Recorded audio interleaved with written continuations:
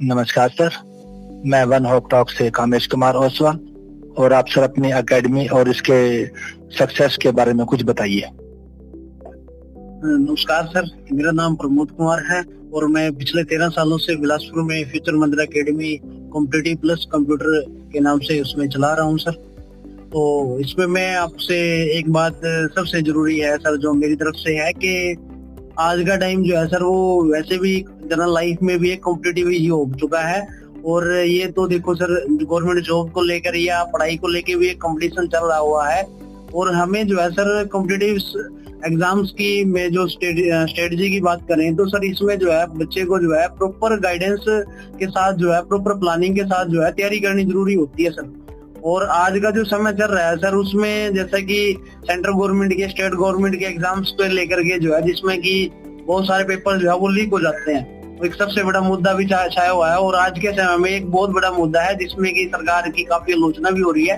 लेकिन देखिए सर, इसमें बच्चे को मैं कहूंगा कि बच्चे को निराश हताश होने की जरूरत नहीं है, क्योंकि जो बच्चा प्रॉपर तैयारी में है और जिसका एक बार एग्जाम हो गया है और दोबारा एग्जाम देने की बात आती है तो थोड़ा सा बच्चे को डिमोटिवेशन तो जरूर होता है फील, बट उसको फिर से अपनी प्रॉपर अगर उसमें गट्स है और उसकी तैयारी अच्छी है तो सर थोड़ा सा मेहनत और कर ले तो और ज्यादा बेहतर जो है वो रिजल्ट दे सकता है। और अगर मैं बात करूं कि सर अगर मेरी तरफ से फ्यूचर मंदिर एकेडमी की तरफ से मैसेज की बात आती है कि भाई क्या मैसेज देना चाहते हैं, तो सर मैं एक बात इसमें भी कहना चाहूंगा कि हमें एक तो सबसे ज्यादा जरूरी जो है हमें रिलैक्स होकर के कोई भी काम करना है। सबसे पहले हम अपने आप को रिलैक्स होके चलें, क्योंकि बिना रिलैक्सेशन के बिना ठहराव के कोई काम की स्टार्टिंग नहीं होती। और जब हम स्टार्टिंग करते हैं तो उसके बाद सर हमें जो प्लानिंग बनाई होती है उस प्लानिंग के ऊपर काम करना होता है और उस पर टिकना बहुत जरूरी है सर। कंटिन्यूटी बहुत जरूरी है सर और सेल्फ मोटिवेशन हमारे पास होना चाहिए सर। और हमें जो आइडल मानते हैं, किसी को भी हम मान सकते हैं आइडल, तो उस आइडल से हमें कहीं ना कहीं जो है वो प्रेरणा भी मिलती है कि हम आगे बढ़े, जिंदगी में कामयाब बने।